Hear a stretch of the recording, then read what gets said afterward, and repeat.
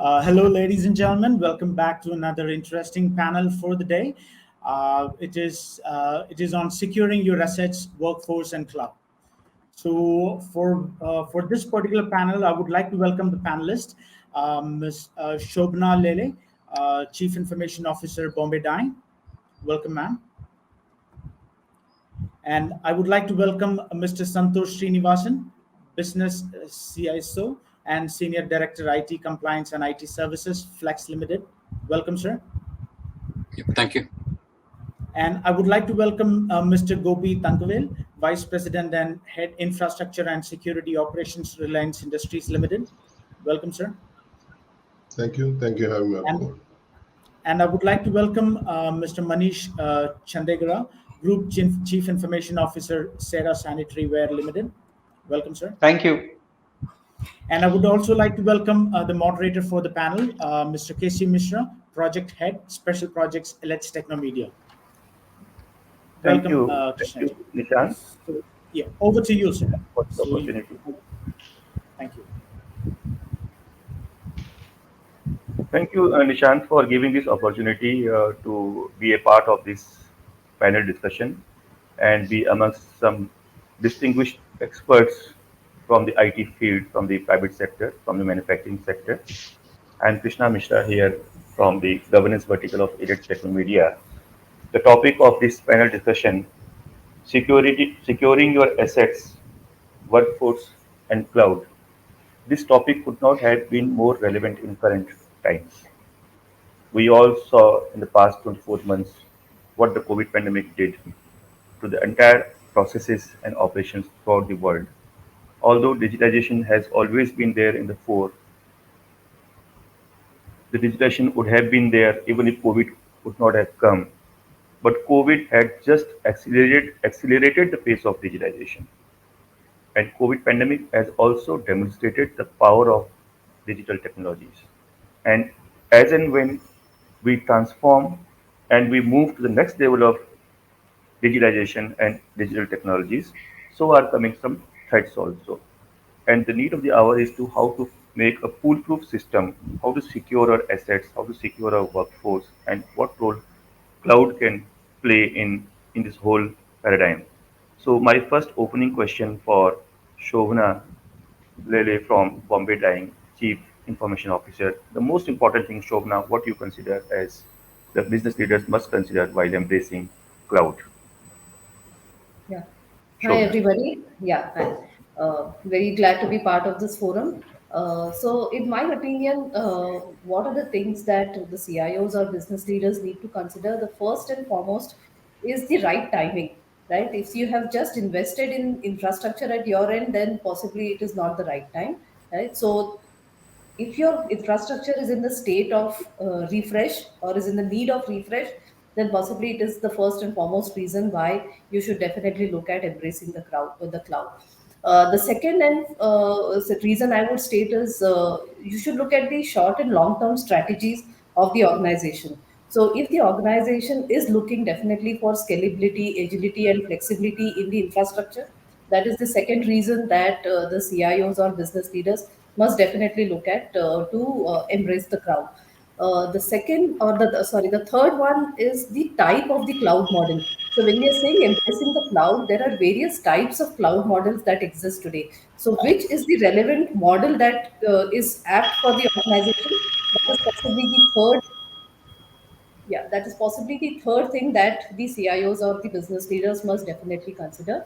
And finally, before embracing, look at all the options and do a proper evaluation of the options before really jumping onto the cloud, because it's going to be a long journey. It doesn't stop with just moving to cloud, and it's a continuous journey.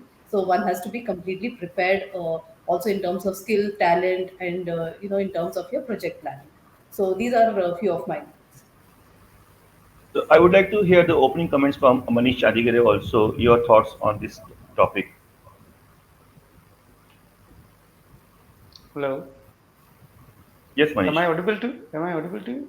Yes, you are audible. So, as I'm So the agree with discussion Shobna was, ji, yeah, please. I'm agree with Shobna ji. So, there are many things come in a picture while deciding a strategy, technology, technology partners and all that. You have to consider all the points which was mentioned by Shobna ji.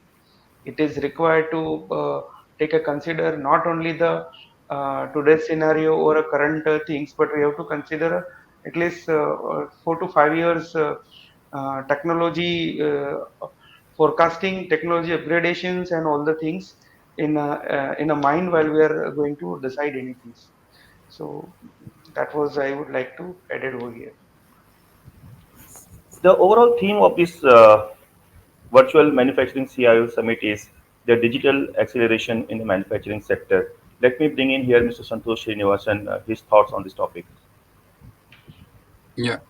Uh, so basically, as you can see, right, there is a lot more automation happening on the manufacturing space, and you're seeing the introduction of robotics, and you're seeing a lot more usage of AI and machine learning, and you're seeing industrial IoTs. You're seeing a lot of synergy now, right? And you're seeing all of this getting introduced into the shop floor. Um, and there's a lot of data getting generated from all these systems, right? Even from your IoTs. So from your sensors, now you're getting that intelligence. You can start taking more intelligent decisions in terms of if you're on your production line, you got sensors set up, and you're seeing bottlenecks. You can probably start aligning the materials differently, etc. Right? But with technology comes the problems that are getting introduced, saying and one is the challenge that is coming up with with the digitalization and introduction of technology, but it's also creating a lot of data.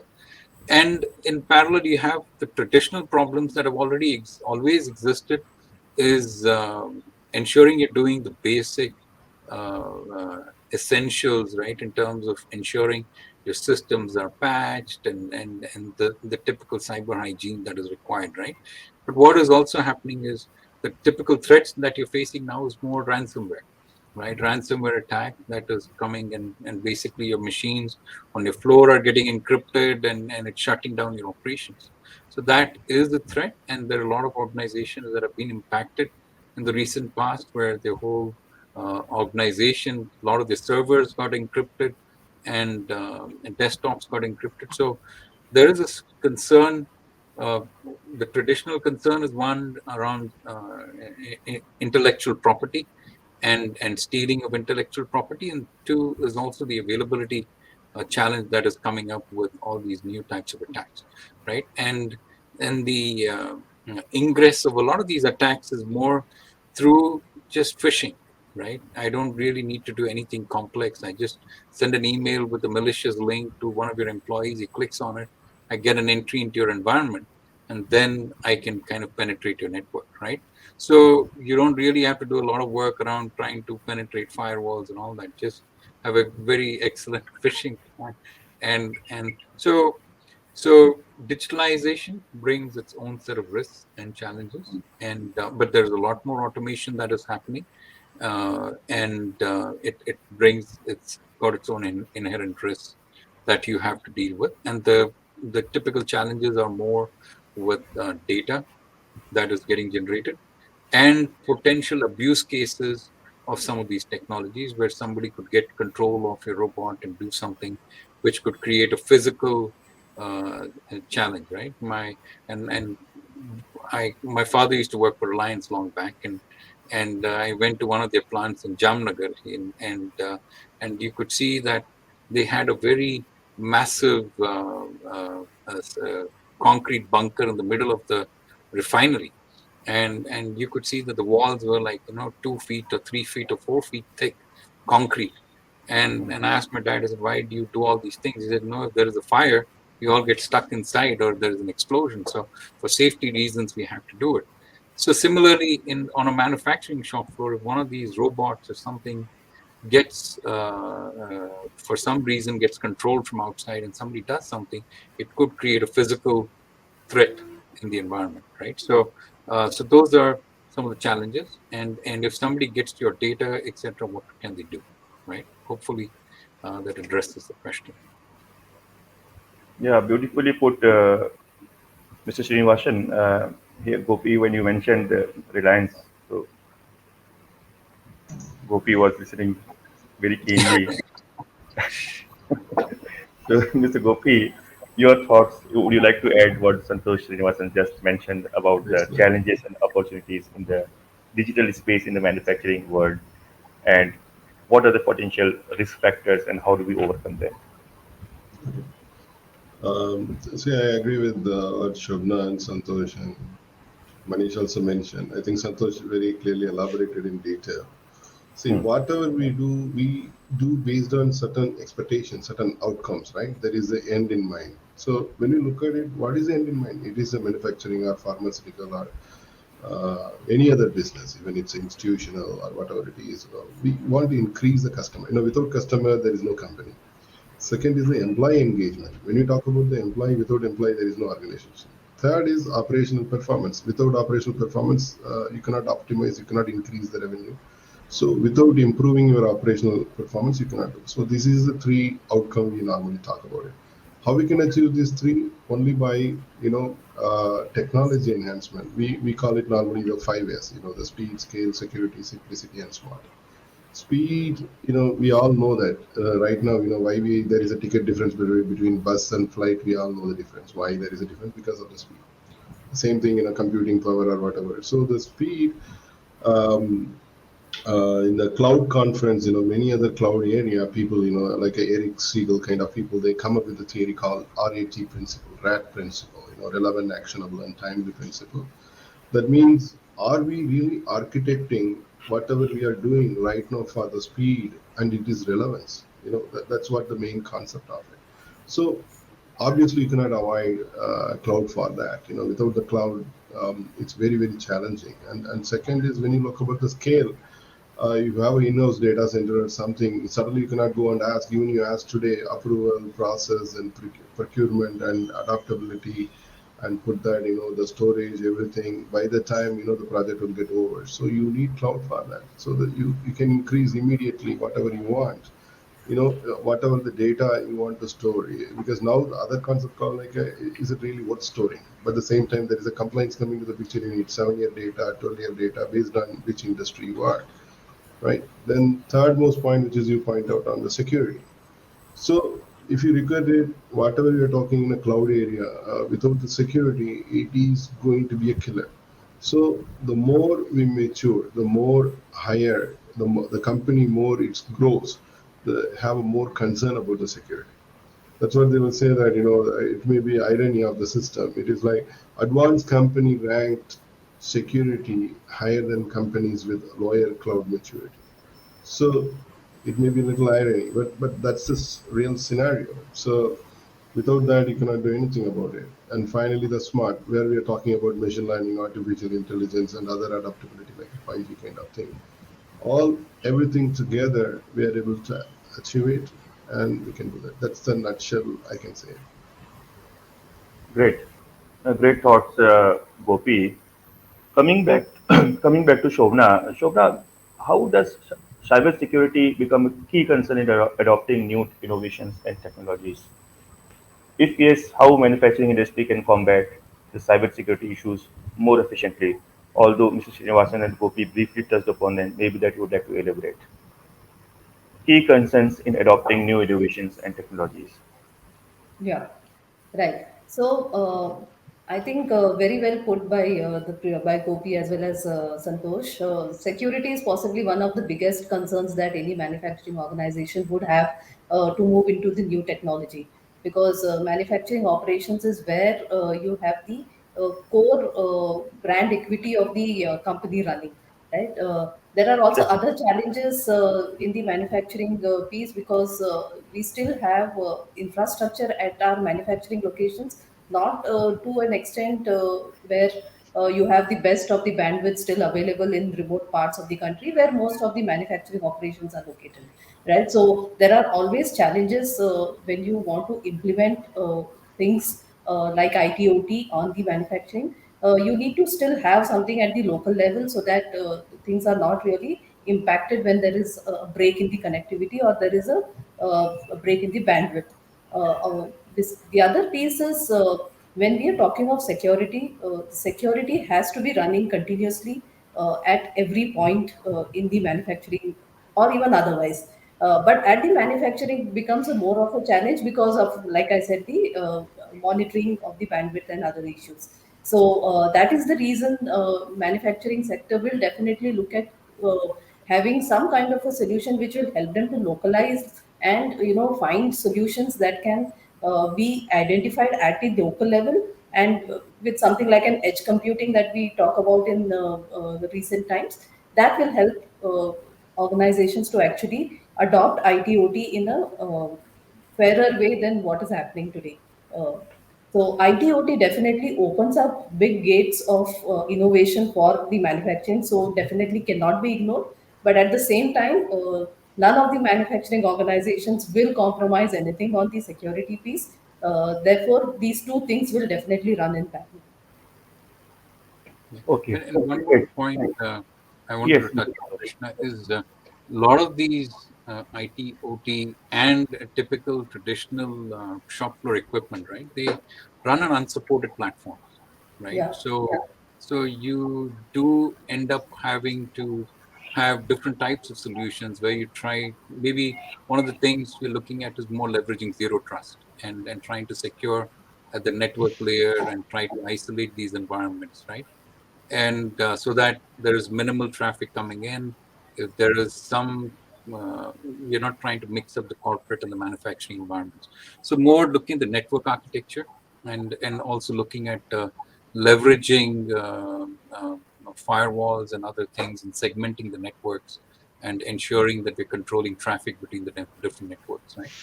But that is the primary concern. Is a lot of them are running unsupported hardware. They can't be patched, and unsupported software. And if you're looking typical IT OT, then they basically are running very, very lightweight operating systems where you can't really run an antivirus or something. So you have to leverage something like uh, something on the network to protect them, right? Yeah, that's it. Yeah, Yeah. Thank just you. adding. Yeah. Please come. Sorry. Yeah. Manish. So adding to Mr. Shantosh, I would like to add few point over here. Is a Mm-hmm. for a security point of view, there is a inside threats as well as outside threats also you have to keep in mind, because normally we used to think on outside threats only, but there are also inside threats. So that also we have to keep in mind while we are creating any framework or any technology design, because Yeah.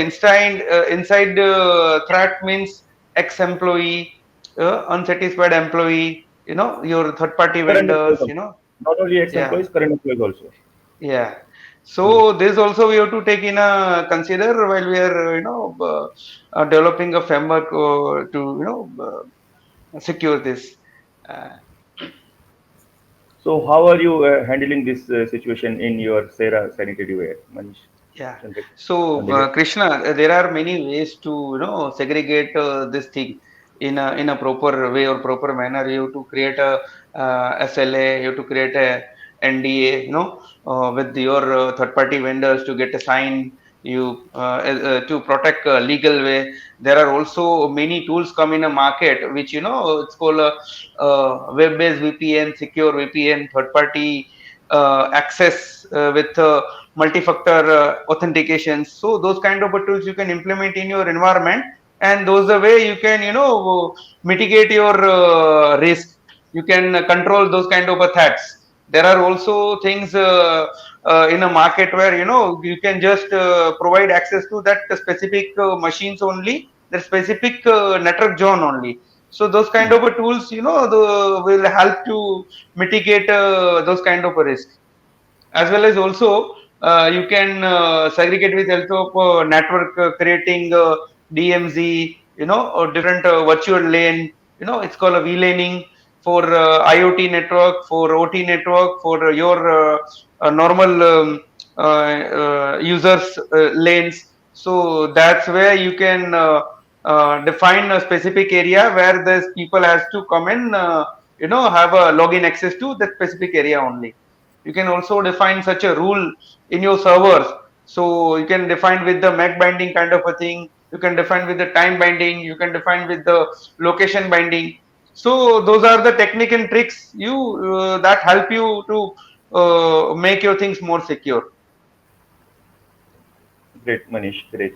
Gopi, if I take back you 2 years back when the initial lockdown was announced, uh, how did the pandemic typically impact your operations in RIL, and how were you able to overcome those leveraging Okay, technology? Yes. it's not only limited to the organization. If you look at that, it is applicable to the Could you bit entire louder, please? any organization. So when I look at it, I'll put the the simple problem statement. Then solutioning it is very easy nowadays. That's not a big deal. So the problem statement, when you look at it, it is about the what normally everybody worried. Company normally worried about the data leakage. Okay, data leaking, and normally the pandemic started, people started to work remotely. A lot of remote endpoints, and we have to allow them. And some company done a lot of blunder, like giving them desktops. Okay, take the company desktops and go and connect in home, and they don't have Hmm. any proper equipment. What they will happen? So they will And connect if and I'm they will not wrong, connect. that was a big challenge. Yeah, unsecured All network, employees unmanaged organized to network. work from home and giving them access to Exactly. asset. Yeah. Yeah. Hmm. So the data leakage is one of the biggest pain. How we are protecting it? So as an organization, we took a very conscious call. Not even a single desktops give it to any employee. It's 100% laptop and it is fully secure, which is we Hmm. protected as far as it. But at the same time, now we created a concept called before people say in home, how you feel like in office you will get it in home. But at the same time, we are talking now reverse way. How you feel in home, you will get it in office. So we will give the unlimited, unrestricted things, but at the same time, if the endpoint is protected. So the data leakage can be prevented with the multiple identity access management or multi-factor authentications or secured access and all these things, unexploratory, all these things. But at the same time, where is the other challenge will we normally look at the unmanaged device or unmanaged network. That is also another big thing will happen. That is also second thing because nowadays you cannot avoid mobility, you cannot avoid BIOD. So how we are managing it is going to be a biggest threat normally we see that. Third is the regulatory, and if you are in manufacturing or any other retail or pharmaceutical or anything, you have to other the regulatory, even banking sector and anything.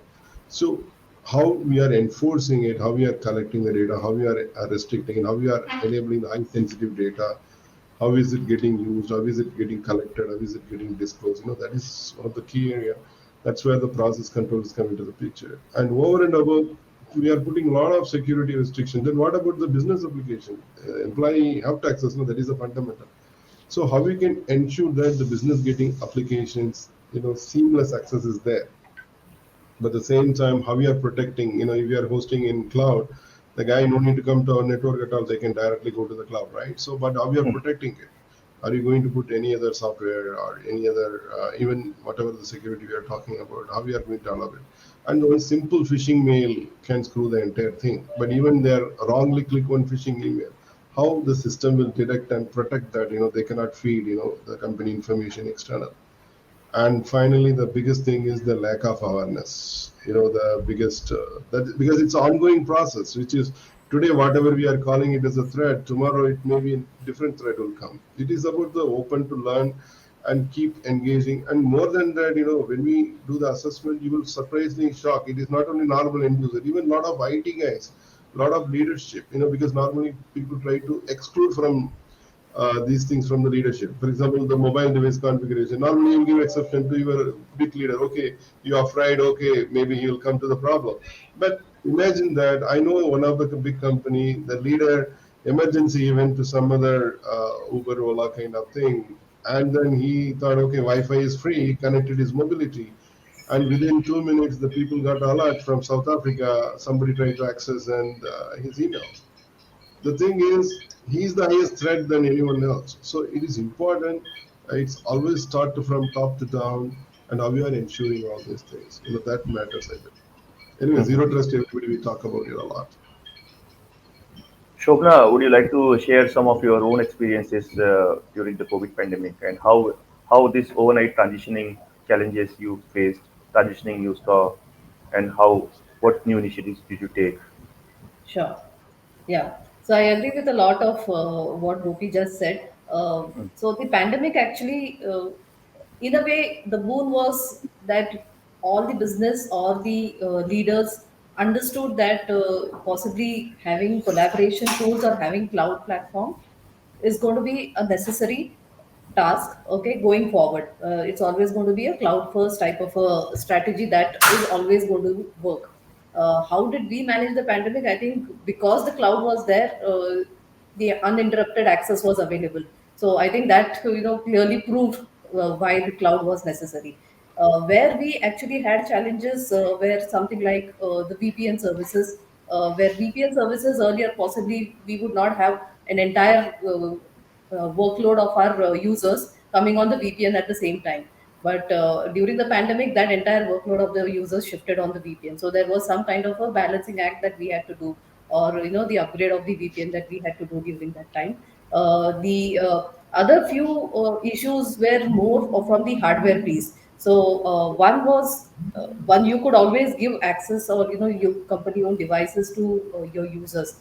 But what if there was a hardware failure at a user's home who was sitting in a remote place, and due to the restrictions, you're not actually able to travel and set that hardware issue right. So that was one of the biggest challenges I think that we had to face, and we had to do a lot of workarounds to arrange for some kind of consumables or some kind of repairs done at users home. These were practical challenges. The last one was also what was mentioned earlier, was something like the firewalls.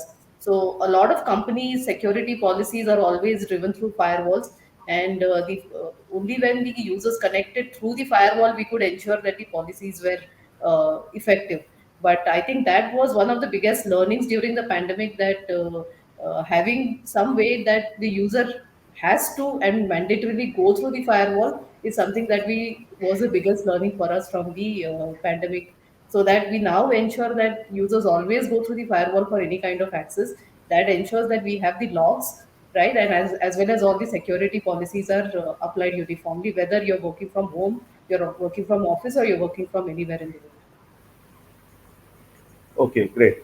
Santosh Srinivasan, as more and more we digitize, more and more processes come under automation, asset management is also getting quite complicated and quite complex. I hope you would agree with me. So, if you could Yeah, share some of the initiatives you have undertaken in sure. IT asset management in your organization. Sure. I think asset management in general, with the introduction of cloud, has become even Hmm. more complicated because there's so much proliferation on the cloud, right? Because there's one where you're looking at the typical initiatives that IT is taking, and then you have you've got shadow IT problems, right? From the business side, where they are working on their own, they see the solution that works for them. You get no visibility to it, and they have picked up probably a SaaS application that works for them, right? And later on, you find out that they have kind of implemented something without the knowledge, right? So that is one. How do you get visibility to some of these things that are happening? The shadow IT aspect, and looking at solutions that give you visibility to these kinds of e- the unauthorized cloud kind of initiatives that are going on in the background. Uh, but in general, with your asset management, as you're looking at cloud and on premise, and now you're looking at work from home, it has in general become complicated.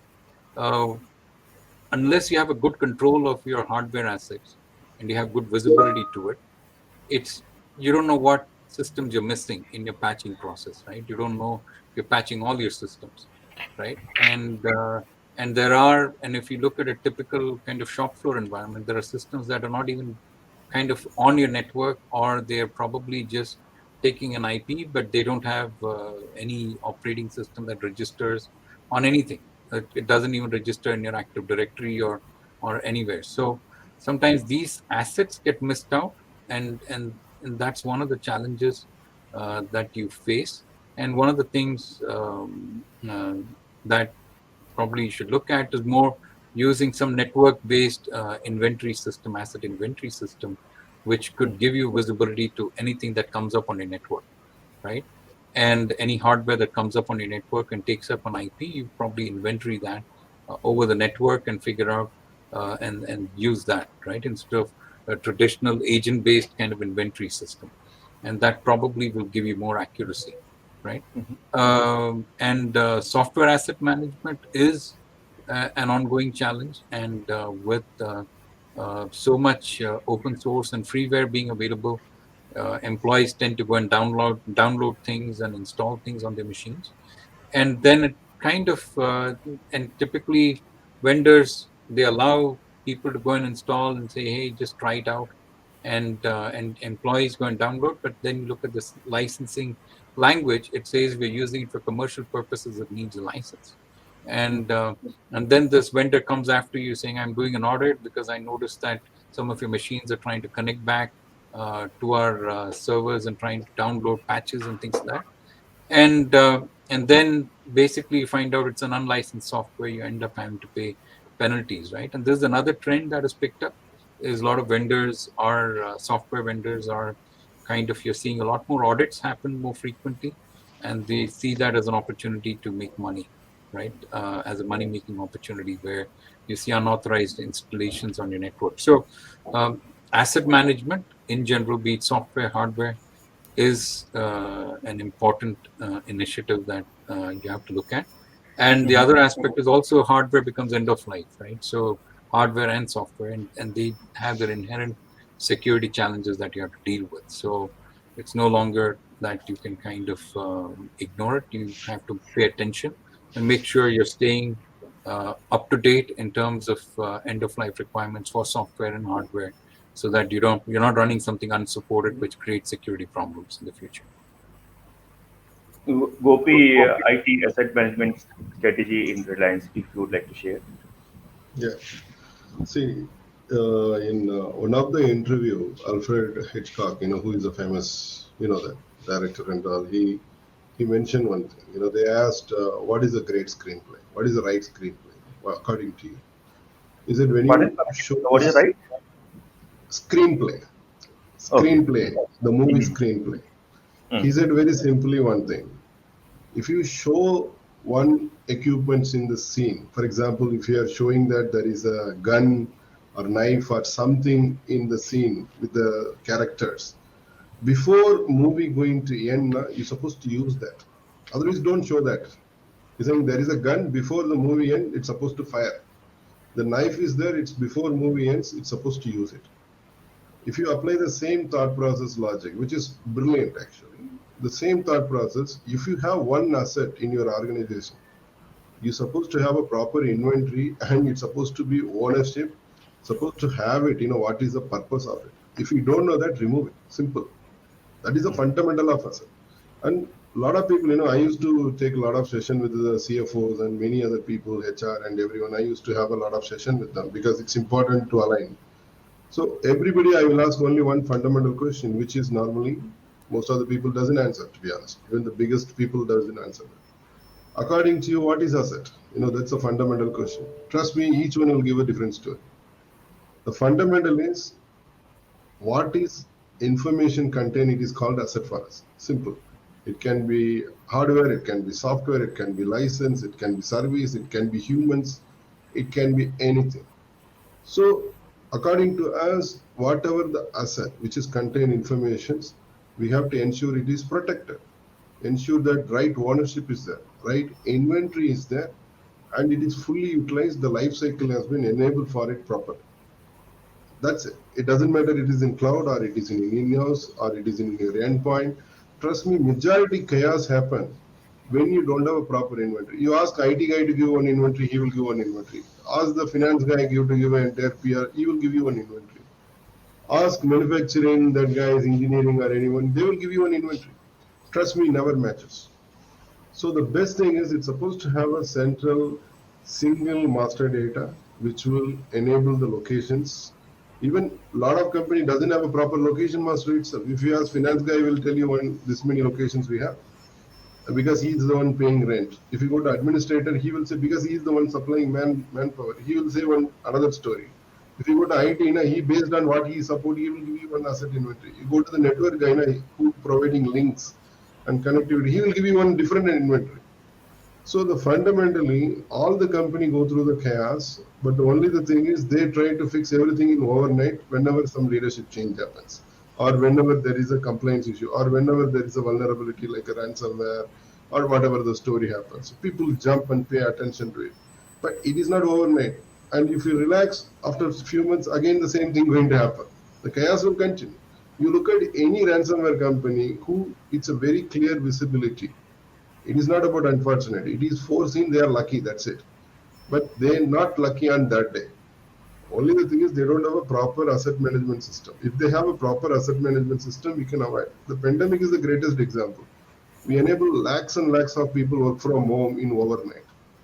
It's not possible. If you plan today, I want to enable my workforce work from home, it's not possible. It will take minimum 6 months for you to do that because you have to plan it, project it, where the people going to sit, how they will connect, how what spec, are they need a standard laptop, or they need a cloud laptop, or they need a developer laptop, or they need a Mac, or they need a thin disk, what they need, it's a big list is there.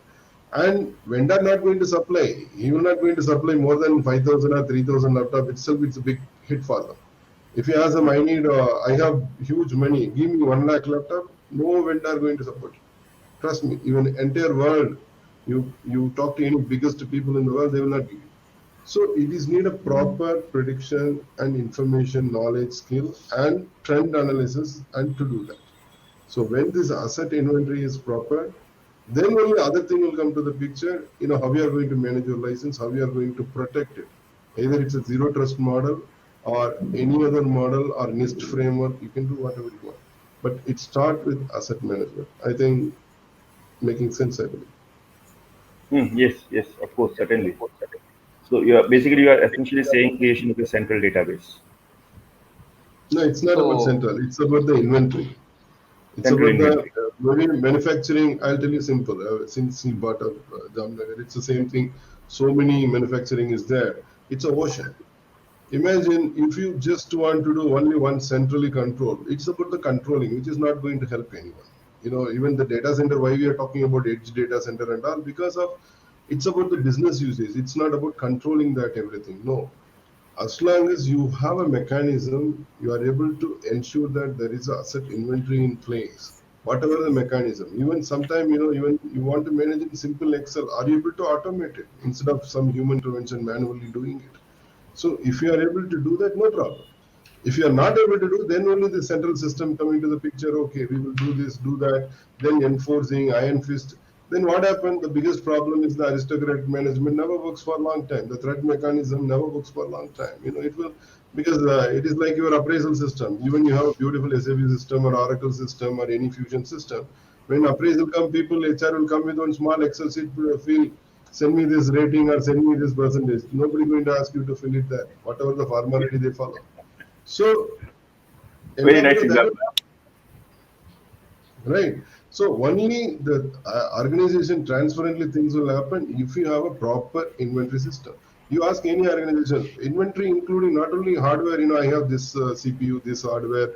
This is end of support. This is going to be end of life, or this is going to be upgraded or whatever. It's a human also there.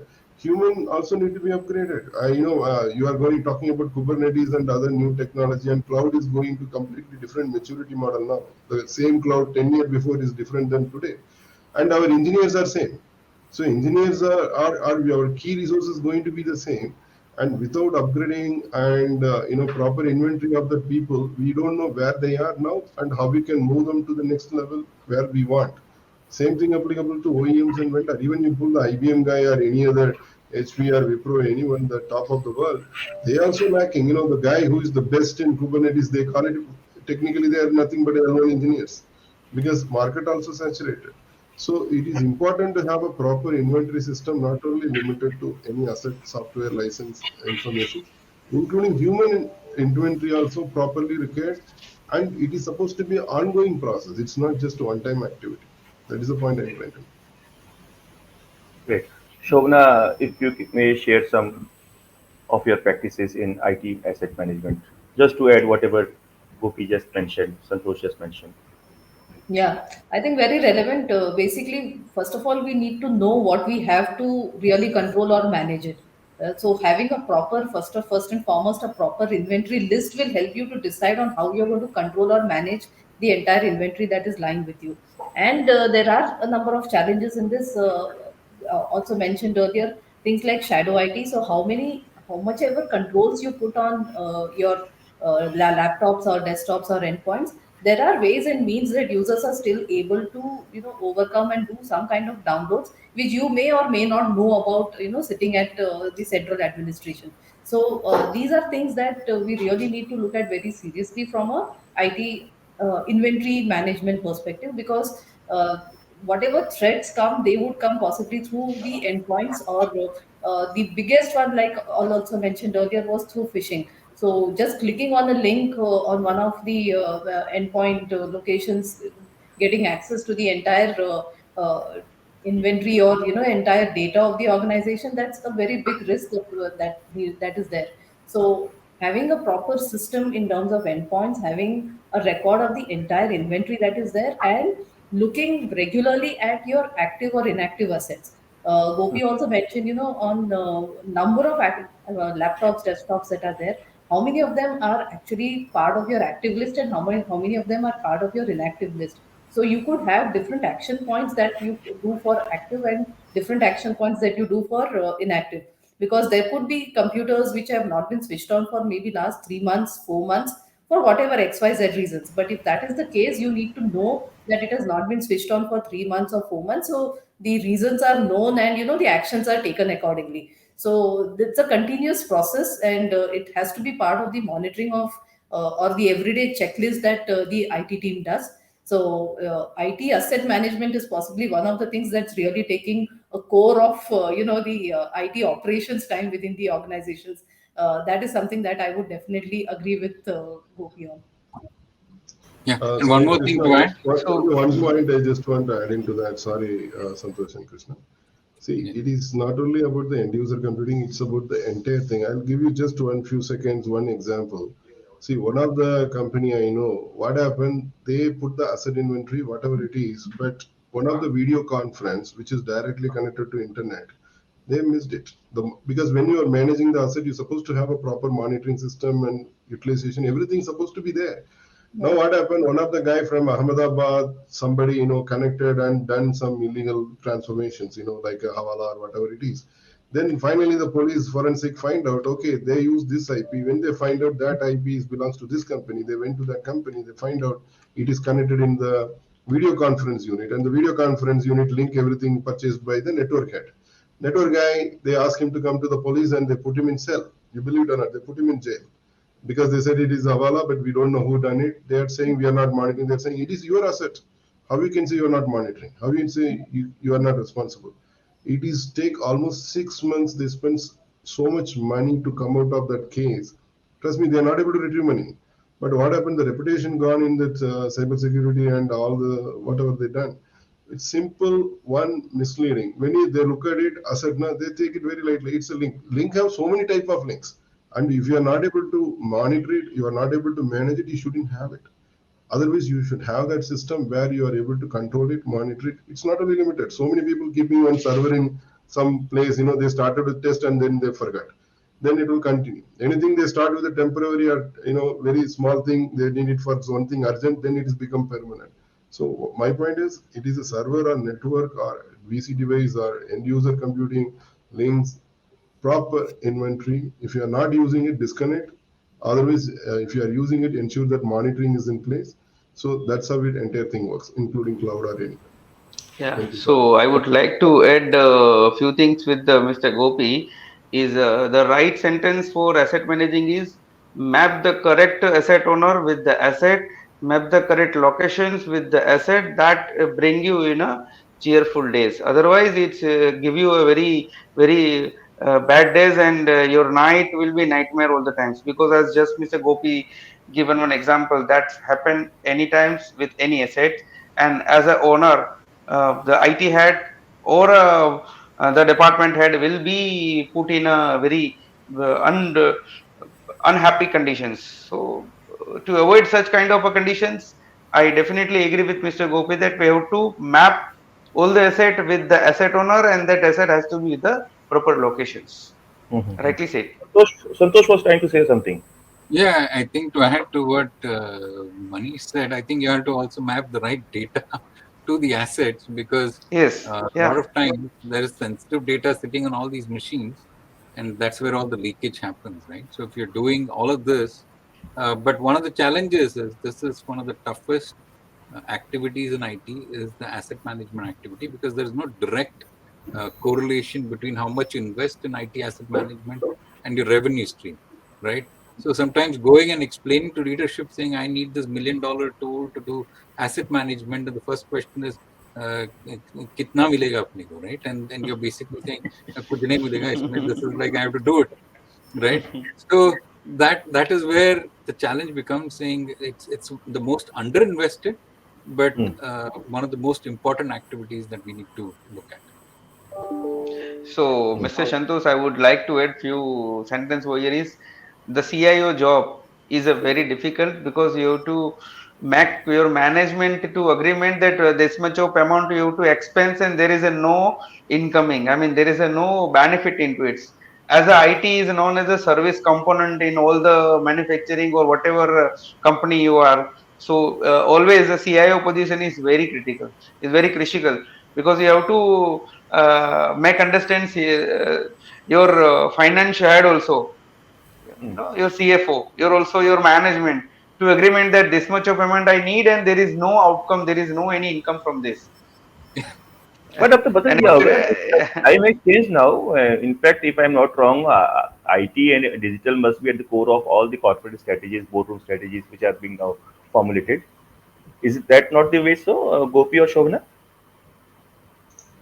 It is. Um, It is technically IT CIOs nowadays. They are the shadow COO technically. Hmm. We yes, are able to see as long as even for simple example, I want to deploy Active Directory or Azure AD. They don't know what it is, but I can translate into finance. If I don't do, what is the loss going to be? That's how I'm getting approved. Otherwise, nobody going to approve anything. If I say I want to deploy Go Cloud or I want to do this, that, nobody will approve. I have to show if I do Active Directory, if I do Azure, if I do Zero Trust, what is the benefit for the company? What is the mitigation? How we are retaining the branding? How I can saving this much money by doing this? Simple.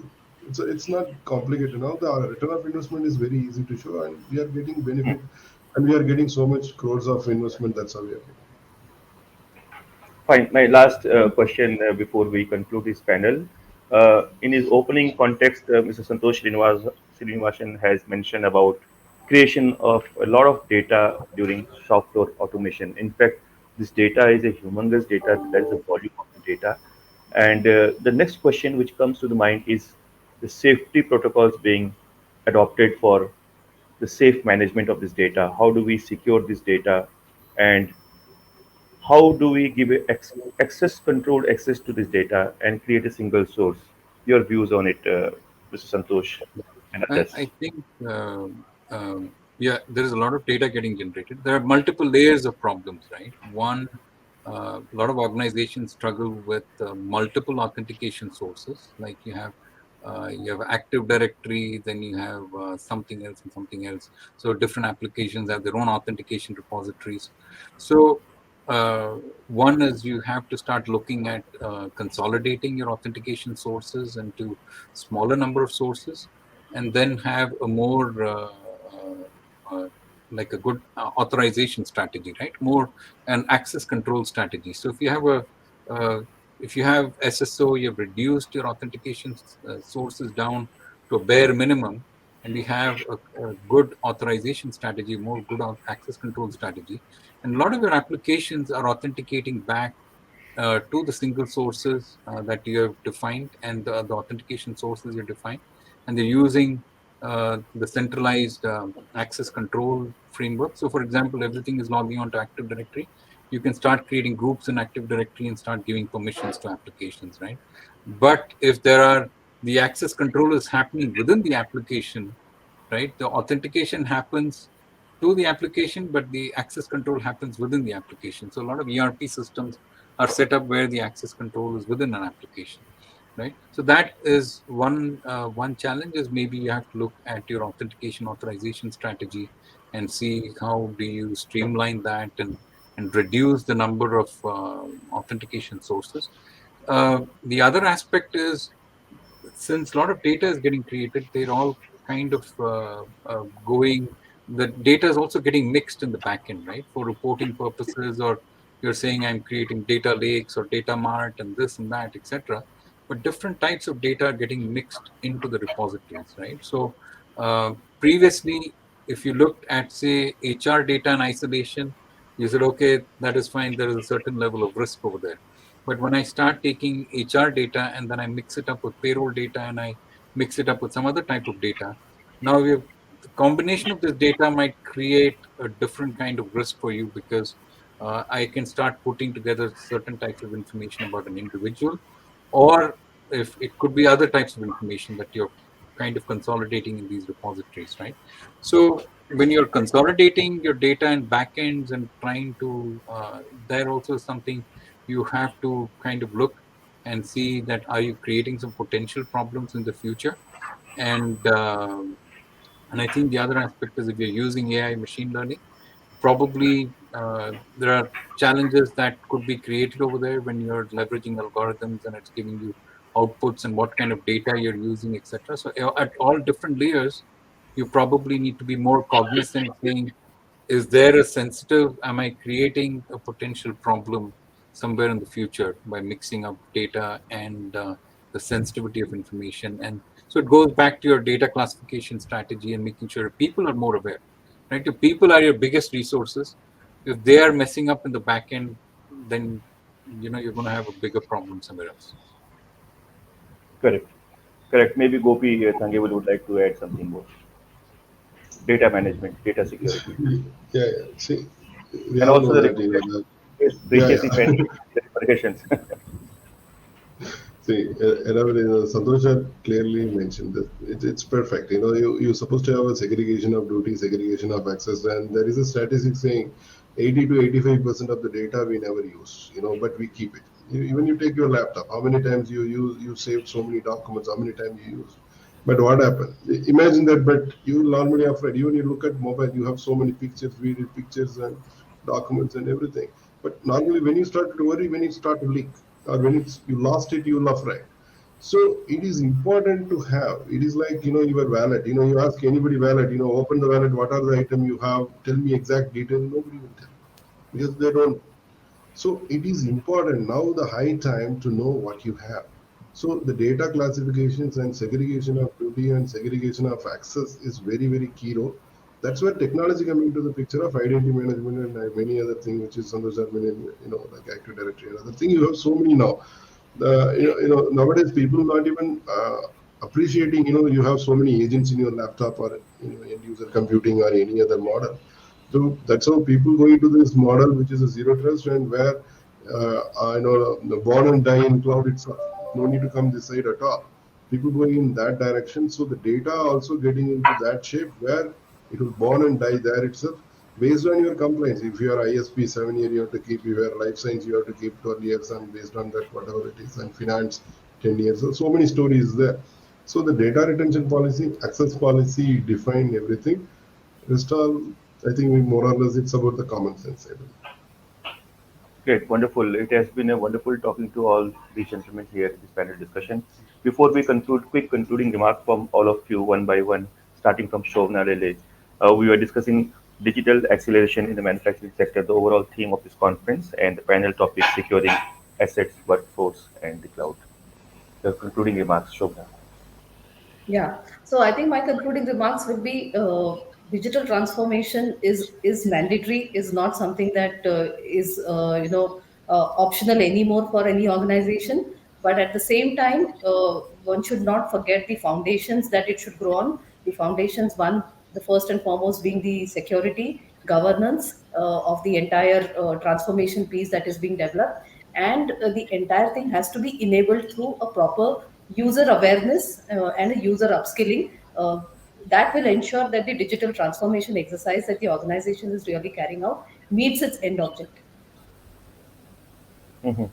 In fact, it's not mandatory. I believe that now it has become of existential It's a part consequence. of, yeah, it's a part Yeah, of life. it, it, Yeah. if we do not adopt it, then maybe that we as an organization might perish as well. Absolutely. Yeah, Santosh Srinivasa. Yeah, I completely agree with what Madam has said. It's absolutely essential. There are a lot of digitalization initiatives going on where I work at, and I also cover robotic process automation. But one of the challenges is there is a particular use case for each of these technologies, and finding the right technology for the right use case is something that people have to think about, right? You can't just take one technology and try to brute force it into every particular use case. So, understanding the use cases and trying to use the right one, a right tool for the right use case is very important. And there are security implications. You have to be really cognizant of all of this. Is they create their own inherent security issues, and you have to just make sure you're kind of getting them mitigated as you go along. Mm-hmm. And one point I Manish. haven't touched Yes, upon yes, is please. as you do SaaS, more SaaS, you have to have excellent third-party risk management processes in your organization where you're vetting a lot of these vendors and their security processes and what they're doing uh, before. So that is one area where you're seeing a lot of third-party risk people in your organization who are vetting a lot of these external vendors that are coming in, right? And looking at the contracts and their security processes, etc. Yep, that's it. Thank you, Manish. Yeah. So as Mr. Shantosh and Shobna ma'am told, uh, defining in a right manner, with the proper technical partners, and also training to your employee who are going to manage, and awareness of the employee who are going to utilize that facility is very much important. As also we have to consider, as Mr. Santosh rightly said, as currently the SaaS model is very famous and very easy adaptive. So we need to think on third party access to your premises, your networks, your access area, whether they are accessing in a proper manner, they are follow all the security rules, are they using any mechanism, secure mechanism or not, what kind of VPN or any tools you are providing to them. This all we need to put in a proper place, so that make you a better way. Concluding remarks from Kopi Thangewal. Thank you, sir. See, digital transformation inevitable. We cannot stop it, and we have to other it. And change management is one of the key area. It doesn't matter, you are in manufacturing or anywhere. So change management playing a huge role. And digital adoption along with the employee training, which is including IT training, and technology, up to date, keeping up to date the technology like AI, ML, and whatever the zero trust 5G model we are talking about, and cyber security dangerous, aware of it, and do that, and overall mobility, we have to going towards the mobility and process with control and migrating to the cloud. That is one of the key area, and of course, finance discipline is one of the key area we have to see. And the final one point is do more with less resource. That's the ultimate goal. All the organizations love to hear only that. Do more with less. That's And doing more with less can only be possible because of people like you and technology. the resources and the health technology. Yes, of course. Great, wonderful. It was a great discussion here. We discussed how to secure our assets, our workforce, and the future of cloud in this third edition of Virtual Manufacturing CIO Summit. The theme of the conference, Digital Acceleration in the Manufacturing Sector. It was a wonderful panel discussion. We discussed the challenges and opportunities and the ever-changing nature of the world of IT. As one of the speakers mentioned, what we are discussing today might become obsolete tomorrow. So it's a very dynamic and fast-changing environment. So with this, I take this panel discussion back to my colleague Nishant Kutti. Thank you, Nishant.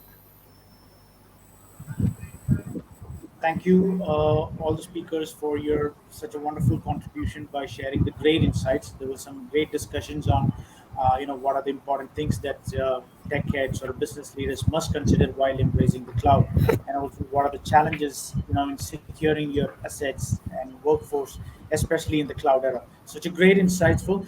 discussion. So, as a token of appreciation, I request you to stay back to accept the award certificate from us. So, would like to thank Ms. Shobana Lele, Chief Information Officer, Bombay Dye, for joining us and sharing the insight. Thank you so much, ma'am. Thank you. It was a pleasure being here. Thank you. So, would like to thank Mr. Santosh Srinivasan, Business CASO and Senior Director, IT Compliance and IT Services, Flex Limited. Thank you so much, sir, for joining and sharing the insights. Thank you. It was my pleasure. Thank you. And I would like to thank Mr. Gopi Tandwale, Vice President and Head Infrastructure Security and Operations, Reliance Industries. Thank you so much, sir, for your contribution. Thank you. Thank you having me on board. Thank you. And I would like to thank Mr. Manish Chandegra, Group Chief Information Officer, Serra Sanitary Ware Limited. Thank you so much, sir, for joining us and sharing the insights. Thank you, Mr. Kutti. It's my pleasure. Thank you all for your contribution and the time taken to make this panel such a wonderful panel. Thank you very much. Thank you. Thank you. Thank you all Thank of you. you. Thanks. Yeah, thanks.